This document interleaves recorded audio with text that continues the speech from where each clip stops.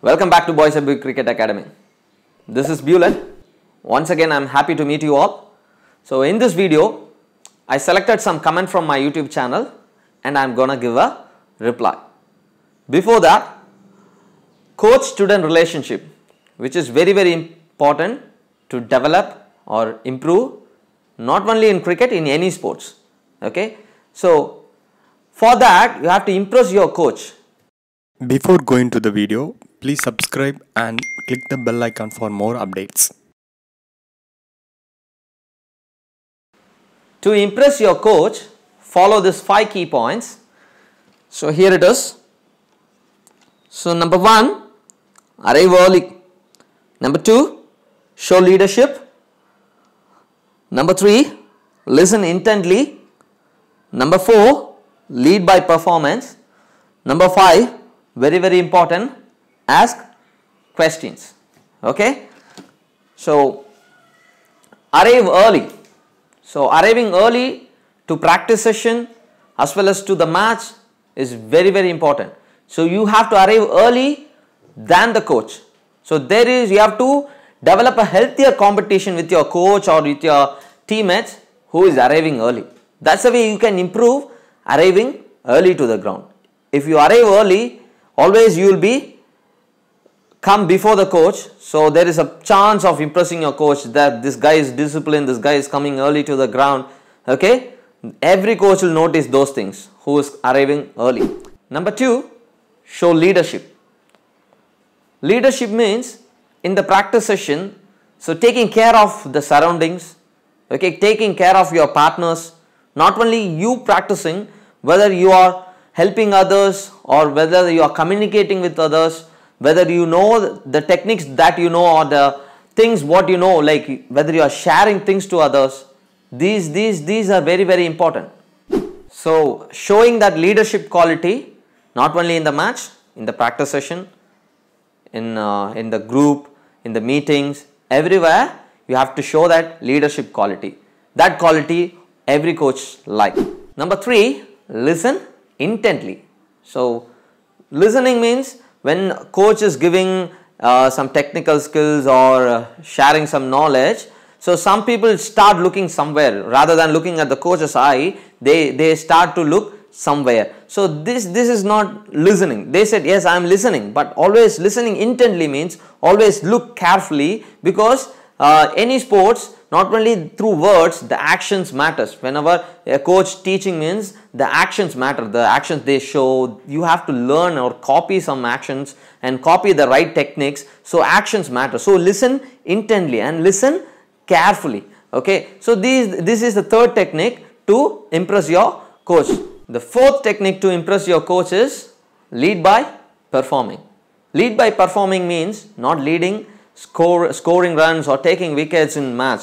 No. Lead by performing means if a coach is giving a homework or the coach is giving a drills or the coach is teaching something that you have to do, so do that activities in a good way. Okay. Try to perform that activity 100%. Okay. With your effort and with your attitude. Okay. So enjoying that drills or enjoying that sessions and performing there matters a lot. Okay. So next key point, the 5th key point, most important, ask questions. Okay. So whenever you have a doubt, okay, whenever you have a doubt or whenever you have to improve something, whenever you have to gain some knowledge, there is need a good communication. You have to ask questions, ask the right questions. Okay. Some people, what they do, just they go straight away and keep on asking unwanted questions. There is no use asking unwanted questions. Always ask a question which is needed to you.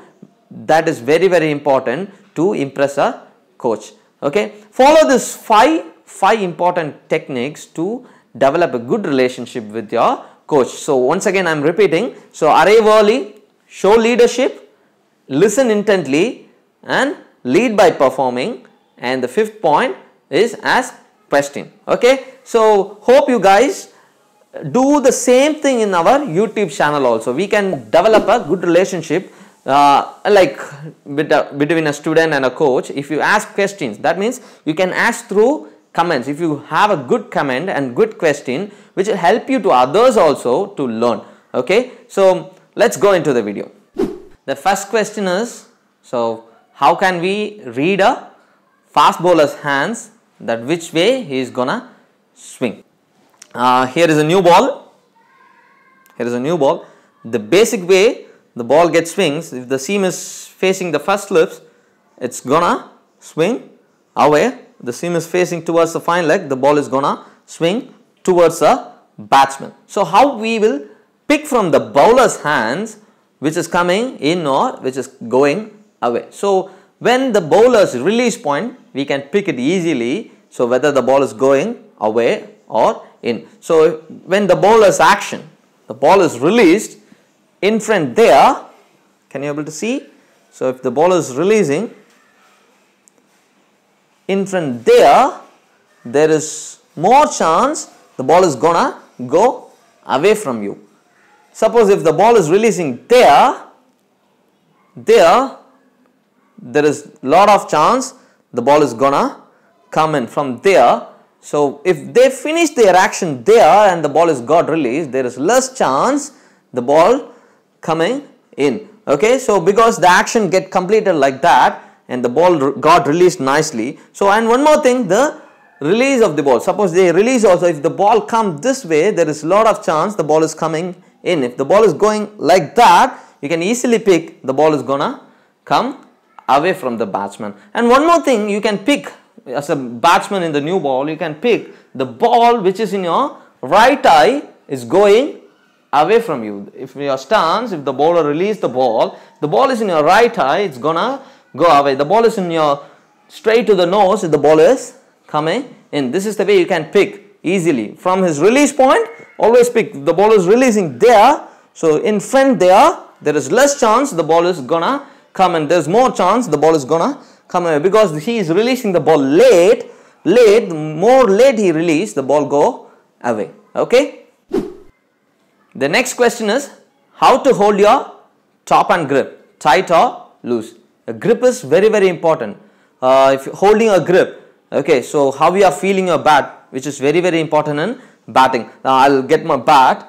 Okay, so your top hand, if you hold it loose, what will happen?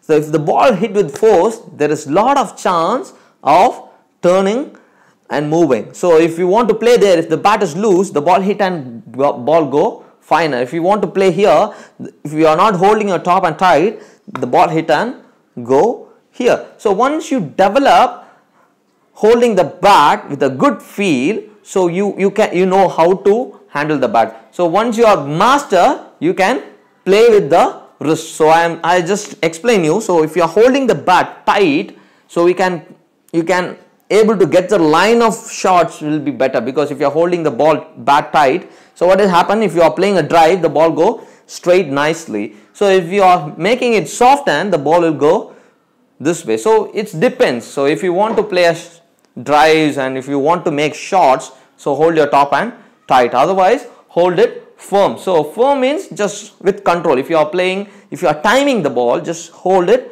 firm. Okay, if you want to make soft hands, that means making a single or making the ball to go finer, so you can hold the bat little bit loose. So if you want to place the ball towards third man or fine leg, just when the ball hitting, make it little bit loose. If the ball hit, and automatically you'll get a flick in your bat and it start traveling that way. Okay. Next question is, coach, I feel bored while doing shadow practice. So whenever that practice all named as boredom practice. When you are doing drills or shadow practice, it's all named as boredom practice. So how to make it interesting? So if you are doing a shadow practice, this is the way I used to practice to make it better. So if you are doing shadow practice, I used to follow these methods. So what I do when I am watching a game, India match or IPL game in TV, so what I used to do is I take my bat and stand in front of TV. So there is some top level bowler coming and bowling. So I will imagine how I would have been played this ball. I will do a shadow practice how I would have been played this particular delivery. And at the same time I will analyze what this batsman would have been played. Suppose you think like Rohit Sharma is batting and other end Rabada is bowling. So how I just played this ball, how he played it.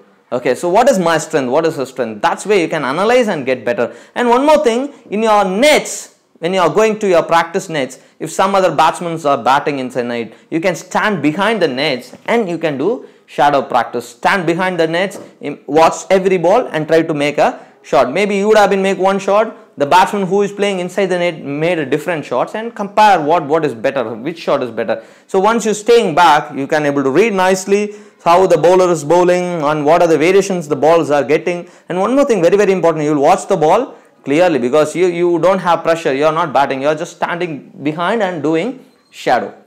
I just took these 3 questions and I answered it. So in future I want to answer more questions. There is lot more good questions in my comment, so I have to work it out and I'll just give a good video in future. So what you have to do is to develop a good relationship between Boys Abu Cricket Academy and the people, those who are watching in YouTube. So just ask a good questions in the comment box. I can reply through this way and I can reply in comment also. Hope this video is very useful. Thank you for watching. Have a good day.